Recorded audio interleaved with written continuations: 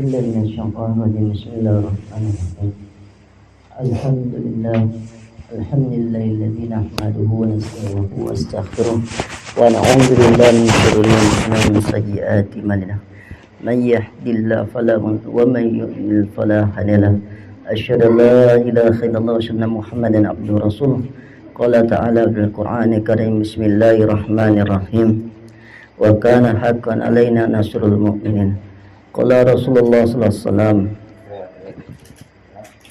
كل أمتي يدخلون الجنة إلا من أبى قيل وما يأبى يا رسول الله قال من أطاعني دخل الجنة ومن عصاني فقد أبى Shadaqallahul azim. Alhamdulillah, hadirin yang mulia, puji syukur kepada Allah Subhanahu wa taala. Dengan rahmat dan kasih sayang Allah Subhanahu wa taala, kita ini telah Allah mudahkan bangun dari tidur dalam keadaan selesai menunaikan perintah Allah, sholat subuh, amalan-amalan, wirid-wirid. Ini hanya semata karena taufik dari Allah, bukan karena badan kita sehat, tapi ini semata taufik dari Allah SWT. Dan kita belajar membuat majelis, yang mana majelis ada janji Nabi SAW. Orang dulu di majelis dapat sakinah, dapat maghfirah, nama kita dan orang tua kita akan dibangga Allah SWT di majelis malaikat. Pak hadirin yang mulia, maka kita ingin bicara tentang agama. Agama ini sangat penting dalam kehidupan kita. Kalaulah kehidupan kita tidak punya agama, maka hidup kita tidak akan beraturan. Contoh yang tidak ada agama, binatang. Binatang tidak ada beraturan. Dia tidak kenal pakaian, dia tidak kenal aurat, dia tidak kenal malu. Itulah binatang, karena tidak ada agama. Tidak ada agama. Agama ini adalah mengatur segala urusan, sebagaimana supaya urusan kita menjadi nilai ibadah di hadapan Allah, supaya seluruh aktivitas kita sehari 24 jam dapat nilai ibadah di hadapan Allah, sehingga kita mendapatkan ridha Allah. Maka untuk mempelajari apa yang diinginkan oleh Allah, perintah Allah, maka Allah SWT kirimkan nabi-nabinya. Kita dapat nabi akhir zaman, Nabi Muhammad SAW, nabi yang paling terbaik di antara nabi-nabi, Khatamun Nabi. Tidak ada nabi lain lagi setelah Rasulullah. Maka kita ini beruntung punya nabi. Kita dilahirkan menjadi umat akhir zaman. Istimewa umat akhir zaman yaitu umat yang nanti suatu saat dia akan masuk surga mendahului kaum-kaum yang lain. Walaupun umurnya singkat, badannya kecil. Bahkan kata Nabi Musa, diceritakan dalam kitab Taurat, kalaulah aku hidup umur di zaman akhir zaman, aku habiskan untuk ibadah saja. Zaman Nabi Musa itu umatnya ratusan tahun. Ada seorang nenek-nenek, seorang ibu-ibu nangis. Kenapa nangis? Anak yang mati. Berapa umur anak? 350 tahun. Nah. Bahkan ada dikatakan ibadah sampai puluhan tahun, sujud saja sampai batu lukuk-lukuk. Maka mahalnya kita umat zaman ini, menjadi umat zaman ini, amalan kita ini walaupun sedikit tapi mencontoh kerja Nabi. Dan ibadah pikir kita ini itu ibadah oleh Allah SWT. Bahkan dikatakan sesaat pikir agama lebih utama dari 60-70 tahun ibadah diterima Allah SWT. Kalau Nabi Musa akan kuhabiskan umur saya 67 untuk sujud saja. Sedangkan istimewa umat Nabi hanya pikir saja 60-70 tahun. Pikir sesaat. Maka pengen seluruh nabi-nabi itu menjadi nabi akhir zaman. Tidak bisa. Nabi akhir zaman sudah ada kaplingan. Maka kami itu ya Allah, saya jadikan kami ini jadi umat akhir zaman saja. Oh, tidak bisa. Sudah ada orang-orangnya. Jadi umat akhir zaman sudah ada. Saking mereka inginnya bagaimana tingginya amal umat akhir zaman. Jadi umatnya Nabi. Maka doa, ya Allah jadikan nama aku disebut-sebut umatnya akhir zaman. Maka disebutlah ada 25 nabi yang namanya jelas disebutkan dalam Al-Quran.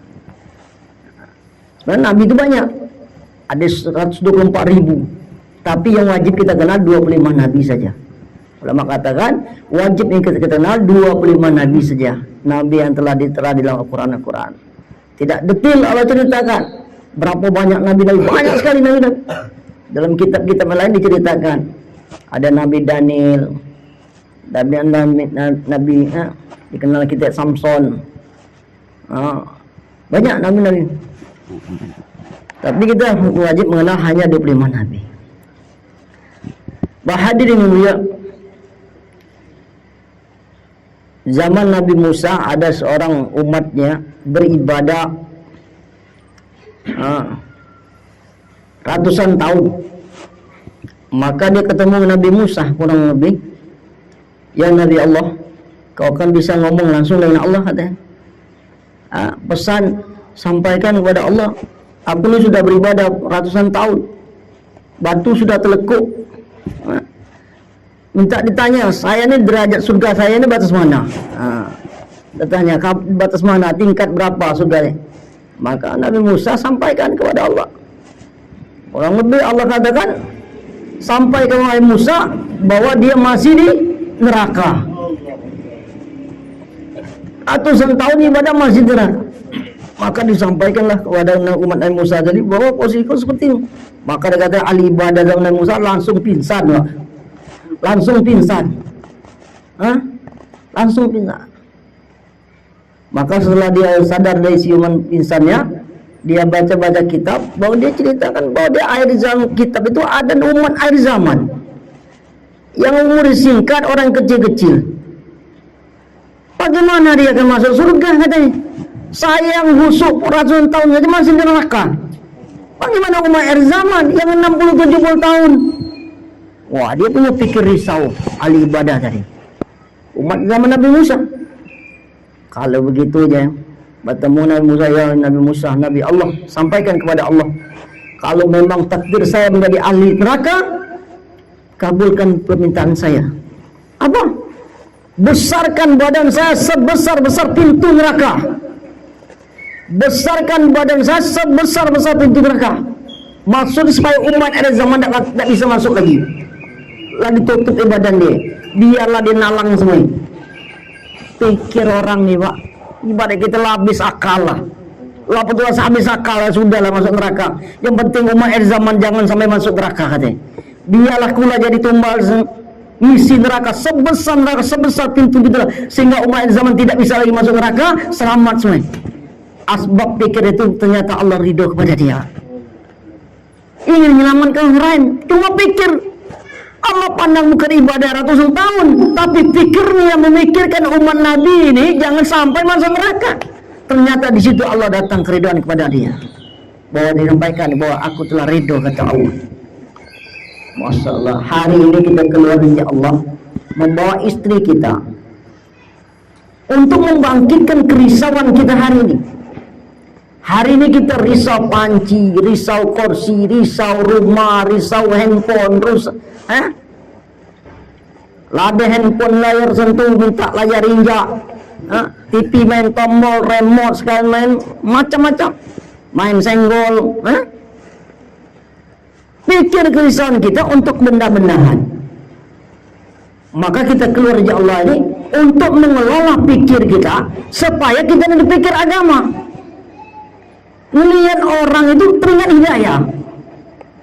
Ya Allah, sayang sekali dari kalau tidak dapat hidayah. Beri hidayah. Kalau tukang kayu, orang Panglong melihat batang kayu, teringat batang kayu ini berapa kubik dapatnya? Sekibit sekian juta. Ini orang dunia, orang Panglong kayu itu. Melihat batang kayu, dah lewat satu kampung, wih, kayu seru, besar sekali. Satu drum besar. Ini kalau dipotong berapa kubik dapat? Berapa juta? Ayo orang kampung buyan semua ini, budu nih. Ini lo kan duit nih. Ini orang ahli dunia pikir langsung ingat duit. Hah? Bagaimana hari ini kita menjadi orang ahli akhirat, teringat hidayah. Teringat hidayah. Bagaimana orang itu taat pada Allah? Melihat orang, Masya Allah, bagus rumahnya. Kapan jemaah musturun akan masuk rumah itu? Teringat rumah yang gubuk. Ya Allah, berilah hidayah orang ini. Jemaah Inggris, Prancis bisa masuk rumah dia musturun. Kita teringat hidayah. Teringat bagaimana rumah itu hidup taklim. Di dalam rumah itu akan mengeluarkan hadis, mengeluarkan alim. Apabila ada dakwah, maka kerisauan yang ini nak kita pancing. Nak kita pancing supaya timbul kerisauan agama. Timbul kerisauan agama. Perlu rangsangan supaya timbul kerisauan kita ni. Ada pikir, wah anakku ni masih kecil, cak mana ni, kau jangan sampai ke kebun lagi. Bagaimana kau besar nanti pegang kitab, ngajar kitab, dakwah. Bagaimana kita punya anak, dia pikir kita, kamu jauhlah, kamu dakwah, kamu jadi hafiz, menjadi alim, ngajar di madrasah, berkhidmat kepada agama, bergaul di kalangan ulama, orang-orang soleh. Kita pikir itu. Bukan nak bapak sekarang kopral, kau besok kau baca jadi kapten. Enak. Tapi kita pikir bagaimana pikir agama. Cukup deh bapak nih, orang tak bisa ngaji. Jangankan huruf gundul, huruf gondrong pun tak bisa. Nanti kalau kau bisa huruf gondrong, huruf gundul semua bisa ahlinya. Maka kita hari ini ibu-ibu dibawa keluarga Allah ini untuk menjadi seorang fikir da'iyah, fikir agama, menghidupkan fikir agama, da'i. Maka hari ini kita asbab risaunya Siti Khadijah. Siti Khadijah tidak pernah bertemu zaman kita. Dia tidak pernah terlintas dengan negara Indonesia. Tidak terlintas bagaimana manusia banyak di dunia ini. Tapi fikir dia sampai orang-orang di dalam roh pun dipikirkan. Bagaimana seluruh wanita dapat hidayah. Hari ini kita terima asbab pengorbanan Siti Khadijah.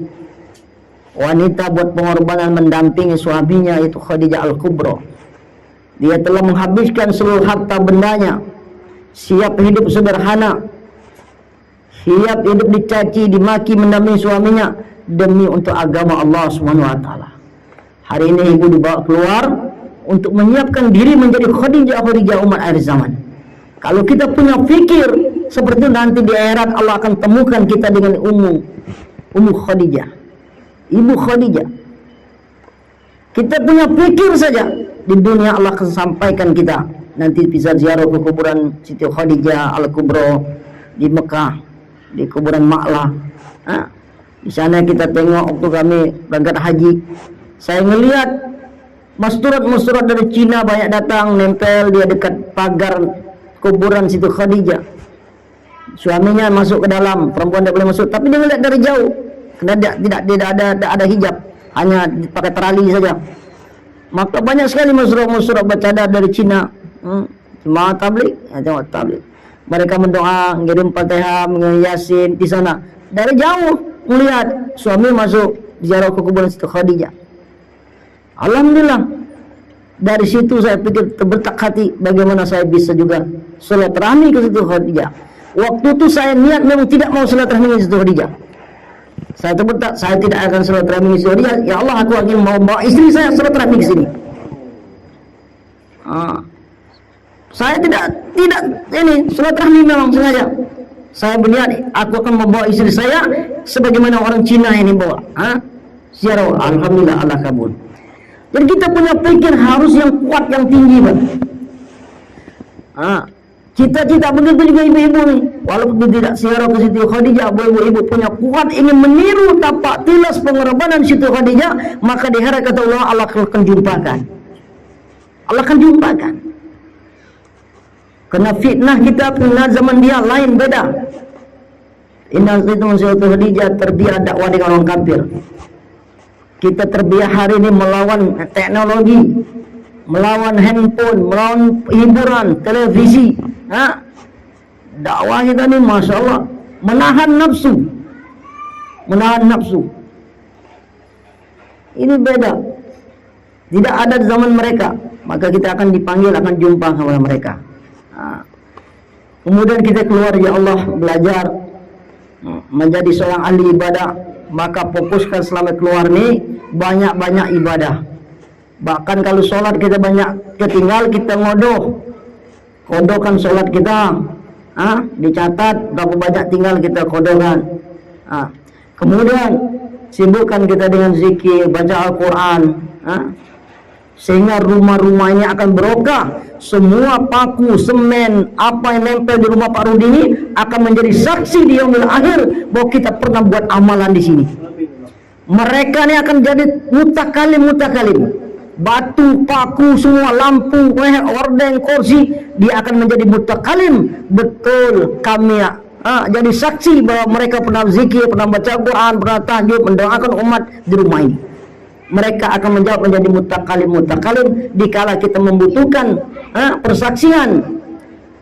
Mulut kita dikunci, tidak berbicara, tapi benda-benda akan berbicara, menjadi saksi nilai-nilai kebaikan kita. Kemudian kita ingin belajar menjadi seorang murabbi, pendidik anak. Maka kita punya anak amanah. Didik anak kita dengan nilai-nilai agama, terbiatur rahim, triyatun janin.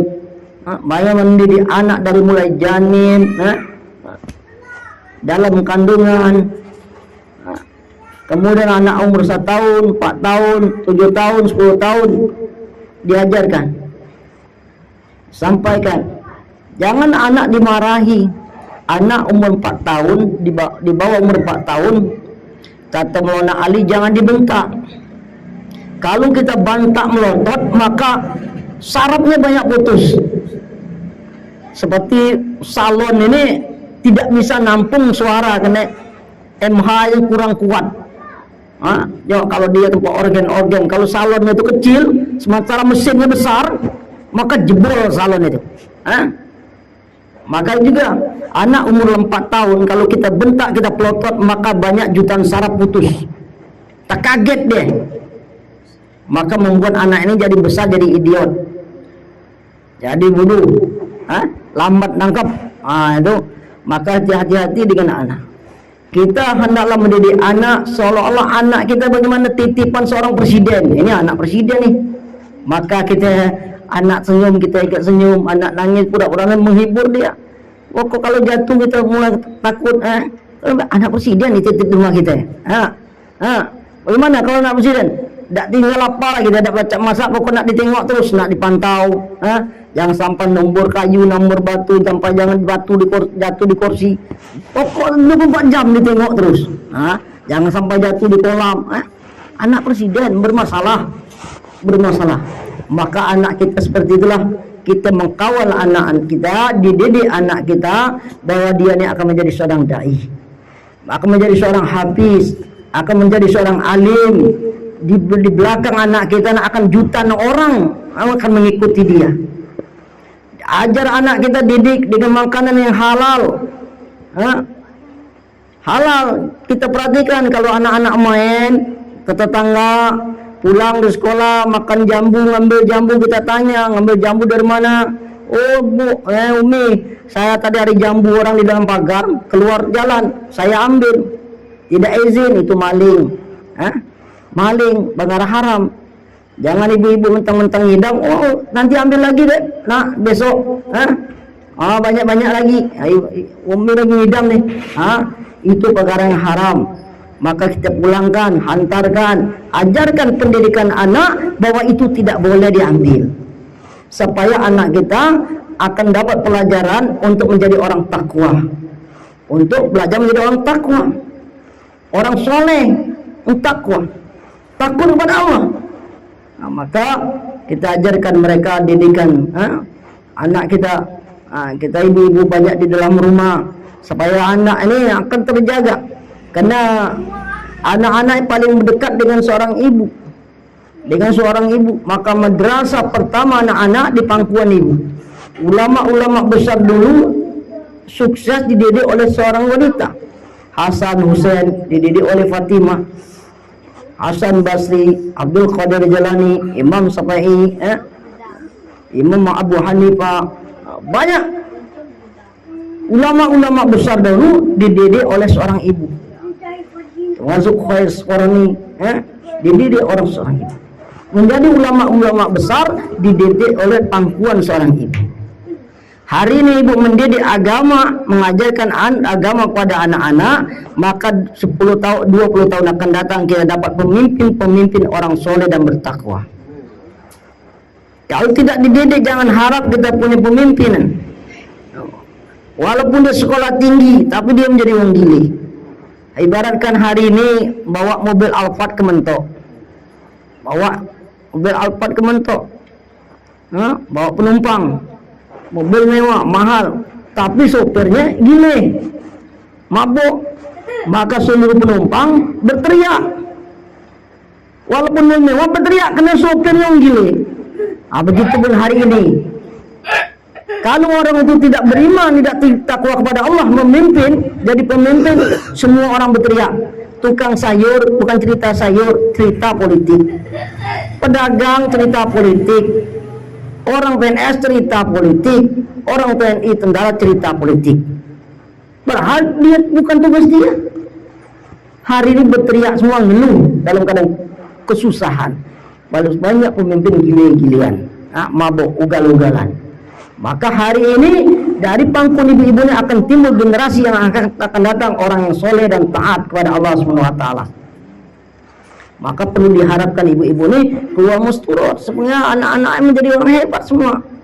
Kita mencetak generasi-generasi unggulan-unggulan untuk yang masa akan datang. Generasi-generasi unggulan menjadi orang-orang terdepan dalam memimpin negeri dalam segi agama. Dari pangkuan ibu-ibu masturat ini diajarkan, umur 7 tahun diajarkan sholat, umur 10 tahun mulai dipisahkan tempat tidurnya laki-laki dan perempuan, diajarkan kamu tidak boleh bergabung dengan ayub kamu sudah gadis, nah inilah bujang, kalau sudah besar umur 10 tahun, suruh dia sholat ke masjid kalau laki-laki, sholat laki, kalau dia tidak sholat boleh dipukul. Umur 10 tahun anak-anak tidak sholat boleh dipukul. Dipukul 3 tempat, tangan, betis dan punggung. Anak-anak boleh dipukul kalau dia sholat 3 tempat, punggung, betis, lapak tangan. Tidak boleh muka. Nabi dan beliau sekali sampaikan, Nabi melaknat orang memukul muka binatang. Nabi melaknat orang yang memukul muka binatang. Muka binatang saja Allah, Nabi melaknat dia. Apalagi manusia. Maka kita didik anak kita. Kalau seandainya buat hukuman, jangan buat hukuman membuat dia trauma. Seperti kita kunci rumah tengah malam, anak kita diusir dari teras, maka dia akan ketakutan, trauma. Nak pindah kemana ini, dia masih kecil lalu nangis, ini membuat dia trauma, akan ketakutan. Tapi kalau kita pukul itu menunjuk pelajaran bahwa dia melakukan sesuatu yang salah. Itu menjadi peringatan bahwa kita bukan memisahkan dia dengan kita, tapi kita kasih peringatan bahwa dia melakukan salah. Tapi kalau kita ngusir anak di malam hari, rumah dikunci, dia letak di teras, nangis ngaruk, seolah kita memisahkan kita dengan dia, maka akan membekas anak itu. Nanti kalau tua dengannya juga, ibu tua, bapak tua, ada dosa.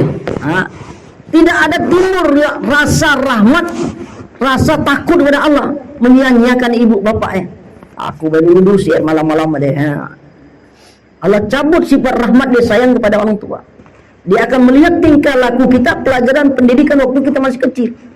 Anak-anak, ajarkan anak kalau pergi dia salim dengan bapaknya, cium tangannya, peringatan. peringatan untuk adab kepada paman, bibi, salim dan sebagainya, peringatan cium tangan. Itu ada pelajaran moral yang sangat tinggi. Mengajarkan anak salim kepada orang yang lebih tua, dia akan tahu adab. Oh, ini paman saya, ini bibi, ini om, ini kakek. Dia akan tahu pelajaran adab. Kita memuliakan paman kita, begitu juga anak akan memuliakan paman kita. Suatu saat mereka juga akan memuliakan kita. Dia tahu adab, pelajaran adab sehari-hari. Kemudian dia perlu pendidikan seperti ini. Maka dudukkan anak kita dalam majlis taklim di rumah kita. Hendaklah kita buat taklim istiqomah di rumah kita. Targetkan 1,5 jam, paling kurang 1 jam. 5 amal, kalau sudah keluar surah 5 amal, jangan tak 5 amal. Untuk orang awam hidup taklim saja. Untuk orang sudah keluar mustoron, awam, itu sudah wajib 5 amal. 5 amal buat taklimnya. Maka dudukkan diri ke dalam taklim walaupun anak bayi sekalipun. Kerana taklim adalah salah satu terbiah makanan rohani. Anak kecil dengan kita rohnya sama, butuh makan. 50.000 tahun dunia sebelum diciptakan, di alam roh sudah ada semua kita. Kakek kita, anak kita, yang bayi sekalipun, mungkin umur roh kita ini sudah tua. Maka makanan roh adalah taklim. Semua yang datang dari langit inilah makanan rohani. Kalau dia kuat rohaninya, maka mentaati orang tua muda, mentaati Allah muda. Apa yang disuruh mak yang muda, disuruh bapak yang muda. Oh, jangan kau pergi masjid, sudah besar, akan mudah dinurut. Karena rohani dia kenyang. Bukan karena anak itu, karena rohani yang mengontrol dia di dalamnya. Sehingga kalau dimarah bapaknya, dia akan tawaju, mendengarkan, akan masuk nasihat dia. Anak itu kalau kita ngomong pelan akan mudah masuk. Tapi kalau kita berteriak akan justru tidak masuk. Karena akan masuk dengan kuping saja, tapi ke hati dia tidak masuk.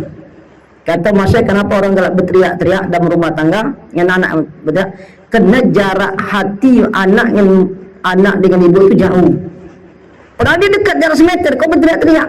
Karena hati mereka jauh, sehingga dia berteriak-teriak. Tapi kalau dia hati mereka dekat, ngomong pelan saja, anak itu lebih cepat nangkap. Ngomong pelan. Adik jangan lagi buat seperti ini ya. Ini tidak boleh. Jelaskan. Kalau ada makanan, diajar berbagi dengan adik, kakaknya, berbagi supaya mendidik dia menjadi orang dermawan. Mendidik dia menjadi orang dermawan. Kalau nyapu rumah, kita belikan sapu untuk anak-anak kecil. Nanti dibagi adik-adik, kakak nyapu di teras, yang perempuan nyapu di dapur, atau dia tugas yang bersih kamarnya sendiri. Mendidik dia. Kata Guru Muzal, kalau kita ngambil kayu bakar, pikul kayu bakar, bawa anak kita hutan, kita pikul kayu bakar, ajarkan anak kita, mendidik dia, bawa ambil kayu dua potong, kayu yang kecil. Kau potong, pikul kayu ini dua, ya. Tidak memberatkan, 2 aja, ringan. Mengajarkan, mendidik dia bagaimana cara membantu, saling membantu, bercara bekerja, dia punya tanggung jawab. Ini pengajaran praktek langsung dengan anak. Walaupun cari kayu yang kecil supaya dia dapat tugas. Oh, saya membantu, membantu mak saya ngambil kayu bakar, mikulnya keluar dari hutan. Dia akan terkesan sampai dia besar nanti menjadi orang-orang sukses yang terkesan. Pendidikan, pelajaran kepada anak-anak. Begitu juga nyapu. Di rumah kita ajarkan anak kita nyapu. Kalau kita tidak kasih tugas, kerjanya main handphone saja. Main handphone, main game, nonton TV, macam-macam. Kenapa? Karena di rumah kita tidak buat musyawarah atau jadwal siapa yang bersih kamar, siapa yang bersih WC, siapa yang nyapu. Musyawarahkan kegiatan rumah dan siapa yang ilan. Kakak besok tugas ilan. 15 menit belum taklim rumah, ilan keliling rumah, sampaikan sampai kemana-mana, ke teras, dapur, belum ada orang, tidak ada orang diilankan, supaya malaikat-malaikat itu kumpul, gitu. Diilankan 15 menit lagi akan ada taklim, maka persiapan yang lain diilankan, ada tugas ilan taklimnya. Maka didik anak kita, dudukkan semua dalam taklim dengan 5 amal, sehingga satu sehari contoh 10 hadis saja, anak kita dapat ilmu 10 hadis. Itu dapat nasihat dari Rasulullah langsung. Hadis itu ada perkataan Nabi. Maka anak kita mendapat guru didikan dari Rasulullah secara langsung. Sehari 10 hadis, setahun berapa? Sudah 1000 lebih hadis. Maka lama-lama anak kita menjadi orang pandai, paham dengan hadis, agama, apa aturan silaturahmi dia tahu. Maka libatkan. Dan kita pun sebagai orang tua gugur kewajiban kita memberi nafkah ilmu agama. Kullukum ra'in wa kullukum mas'ulun 'an ra'iyatihi. Tiap-tiap kamu adalah pemimpin, setiapnya akan ditanya. Semua kita adalah penanggung jawab. Seorang suami bertanggung jawab dengan keluarganya, seorang istri bertanggung jawab, anak bertanggung jawab. Nanti Allah akan tanya, wahai fulan, sudahkah kau ajarkan ilmu agama kepada anak istrimu? Istri bertanya, sudahkah engkau mendapatkan ajaran agama dari suamimu? Anak pun ditanya, sudahkah kau mendapatkan ajaran ilmu agama dari kedua orang tuamu? Kalau kita buat taklim, inilah alasan hujah kita pernah mendidik mereka. Maka gugurlah kewajiban kita memberi nafkah ilmu agama kepada mereka. Kalau kita tidak buat taklim, maka mereka menuntut, walaupun kita ini keluar terus menjadi ahli masjid, jangan harap masuk surga, kata Masya Zubair Bangladesh. Nak masuk surga, seorang istri akan menuntut, suami terkutuk, enak mereka mau masuk surga. Kami tidak pernah diajarkan sholat, tidak pernah diajarkan taat. Anak begitu mengatakan, orang tua terkutuknya. Maka saling maki-memaki di akhirat, asbab agama tidak sampaikan kepada keluarga kita. Betul kita telah beri fasilitas rumah yang mewah, kendaraan yang ada, motor sudah ada, perhiasan kita buat, peralatan dapur, magicom, mejager semua telah dibelikan oleh suami, tapi agama tidak diajarkan. Mereka tetap menuntut kita perkara agama. Maka keperluan tidak Allah tanya, tapi Allah tanya masalah agama. Silakan mau rumah besar 5 lantai, silakan punya kendaraan yang banyak, motor yang banyak, tapi jangan lupa agama masuk dalam ke rumah kita. Maka kalau tidak taklim, agama akan masuk ke rumah kita. Sejauh mana, selama mana kita buat taklim, maka sebanyak itulah takaza agama mudah kita ambil. Taklim ini sebagaimana kita punya pintu. Pak Rudinya pintunya besar sekali, maka kursi besar-besar masuk juga. Coba dia buat pintu cuma setengah meter, bagaimana nak masuk tanah? Maka pikir beli kursi pun tidak pikir ya. Untuk apa beli kursi besar-besar? Pintu setengah meter, mana nak masuk nih? Miring-miring tak bisa masuk. Ayah tidak ada pikir beli kursi. Ada orang di luar negeri itu pintu sangat besar, mobil pun masuk rumah. Mobil yang bagus-bagus dibungkus masuk rumah. Pintu besar. Ini. Maka kalau pintu ini besar, barang besar-besar akan masuk dalam rumah kita. Itulah taklim rumah. Kalau taklim rumah kita lama, 1,5 jam, maka seluruh amal-amal agama akan masuk dalam rumah kita. Sunnah-sunnah Nabi akan mudah masuk rumah kita. Menerima tamu mudah masuk ke rumah kita. Takaza agama akan mudah kita ambil. Negeri jauh, Eropa, Inggris, Mekah, Madinah, naik haji, umroh, nusrah jemaah, mudah. Kenapa? Di rumah kita hidup amal agama. Hidup amal agama. Maka mudah mengambil takaza agama. Maka penting hidup taklim di rumah kita, targetkan 1,5 jam. Paling kurang-kurang orang sudah keluar setengah jam lah. Kalau bisa 1 jam, 1 jam ada ideal. Kalau bisa 1,5 jam. Ada kawan sekarang buat taklim 2,5 jam. 2,5 jam. Waduh, luar biasa. Datang semua agama, datang dunia pun datang. Maka hadirin yang mulia, maka kita buat taklim kita pulang keluar hari, sepakat musyawarah dengan istri, kapan kita nak buat taklim? Pada zuhur kah, pada isya kah, pada subuh kah, kita buat supaya semua kita dalam keadaan ngumpul duduk dalam taklim. Sehingga anak kita akan menjadi orang hafiz yang takwa, yang alim takwa keluar dari rumah kita nih. Dan suatu saat terbentuk jemaah 4 bulan dari mahala kita, dan dalam jemaah itu ada anak kita yang hafiz dan alim. Yang cita-cita Mona Ilyas, hendaklah setiap jemaah yang bergerak di dalam satu jemaah ada yang hafiz, ada yang alim. Maka itulah satu jemaah madrasah berjalan. Pulang dari keluar 4 bulan bisa mandi mayat, bisa nyolat mayat, bisa semua ilmu-ilmu fikih dapat. Ada 4 bulan mondok dengan ada ustaz, ada orang hafiz dan jemaah.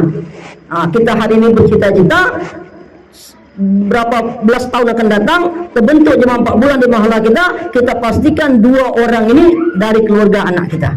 Satu orang hafiz, satu orang alim. Hadirin mulia, kemudian bagaimana kita belajar menjadi khadim. Ibu-ibu menjadi khadim pendamping seorang suami, melayani, berkhidmat kepada suami dan anak dalam rangka mencari ridha Allah, berkhidmat, melayani, menyenangkan dan mendorong, saling mendorong. Adik melayani tapi tidak menyenangkan. Adik nyasak dan sebagainya, tentu ngomel, enak segar kau makan, dia tinggal makan. Aku ni stres, dah ajak tidur, dah ajak istirahat, kata. Anak berengek nangis, sikok nak duit, sikok nak makan, ikak segar makan ni lah. Ini namanya melayani tapi tidak nyenang. Maka melayani tapi tidak menyenangkan, matuk terakhir. Maka kita belajar melayani dan menyenangkan, supaya ibu-ibu setiap saat dalam keridhaan suami dan dalam keridhaan Allah. Keridhaan suami dan keridhaan Allah. Jihad yang paling besar ibu-ibu itu di rumah itu, melayani, berkhidmat dan mengingatkan suami kita. Kalau dia belum salat duha bang, jangan lupa salat duha. Tahajud bang, walaupun 2 rakaat. Sehingga petang dijaga dah. Diingatkan, bang kapan kita keluar? 10 hari, 2 bulan itu. Jangan di nomor rekening aja ditunjuk. Dek, uang kita sudah 50 juta nih, tabung kita, ditunjuk angka saja. Tapi tidak luar negeri, kita lah sudah IPB, lah kemana-mana, rumah tak kemana-mana, rumah di mana-mana, kita lah kemana, kalau terbang Malaysia, Singapura, rumah masih saja di rumah. Maka kita jangan ibu-ibu terkesan dengan angka-angka. Tapi kita benar pikir bagaimana uang di tabungan ini saya bisa bawa ke Amerika, bisa bawa ke Mekah untuk dakwah.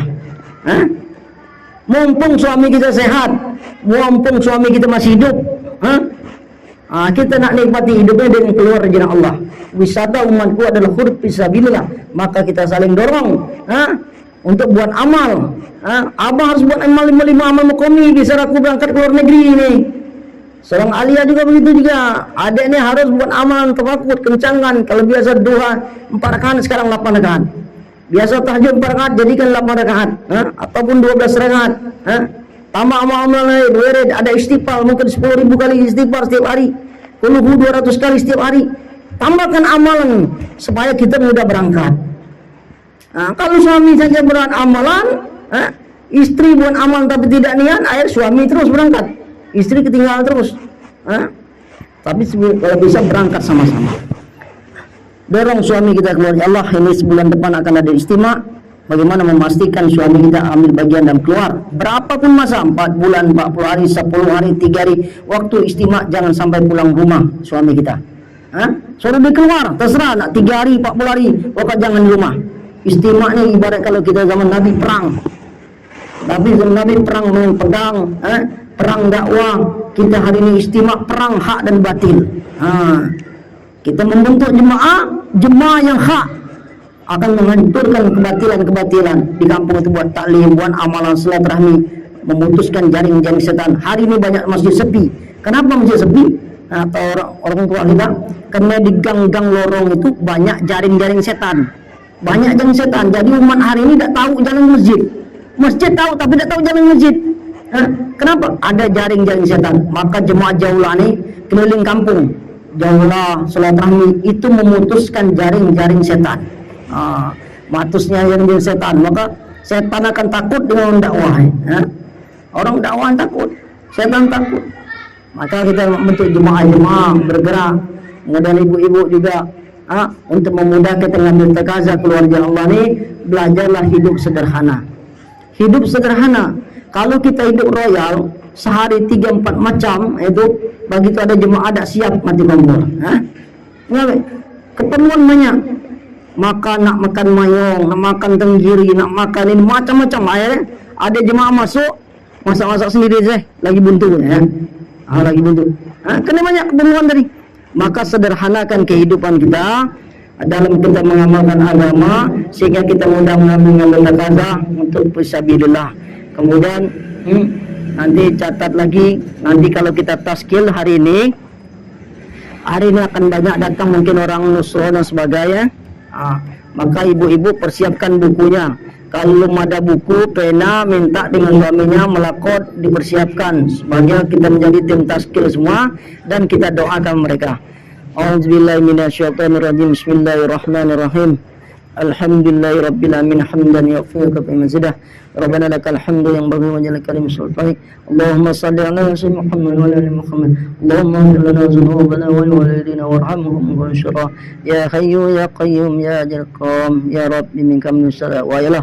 Ya Allah, uruskan kami dan sadaya, terimalah kami dan sadaya yalah. Ya Allah, terimalah pengorbanan kami ya Allah, kami lemah, kami doib ya. Ya Allah, bimbinglah kami menjadi suami yang soleh ya Allah. Ya Allah, jadikanlah istri kami istri yang qaridah ya Allah, mereka menjadi wanita-wanita solehah ya Allah. Ya Allah, sungguhnya kami tidak mampu mendidik anak istri kami ya Allah, tanpa kau beri mereka kepahaman agama ya Allah. Ya Allah, kami lemah dalam fikir kami ya Allah, kami lemah dalam segala urusan kami ya. Ya Allah, bantulah kami ya Allah. Ya Allah, jangan kau hina kami ya Allah, muliakan kami ya Allah. Ya Allah, tinggikan derajat kami, jangan kau rendahkan kami ya Allah. Ya Allah, tolonglah kami dalam menegakkan perkara yang hak ya Allah. Ya Allah, tolonglah kami dalam menegakkan perkara yang hak ya Allah. Jadikan asbab hidayah pengorbanan kami ya Allah. Berkahkan urusan kami ya Allah, berkahkan rezeki kami, berkahkan umur kami, berkahkan tempat tinggal kami ya Allah. Jadikan asbab hidayah sudah alam. Ya Allah, jadikan anak-anak kami orang-orang melihara hukum hakam agama. Jadikan anak-anak kami anak-anak soleh solehah ya Allah. Ya Allah, tidak ada daya upaya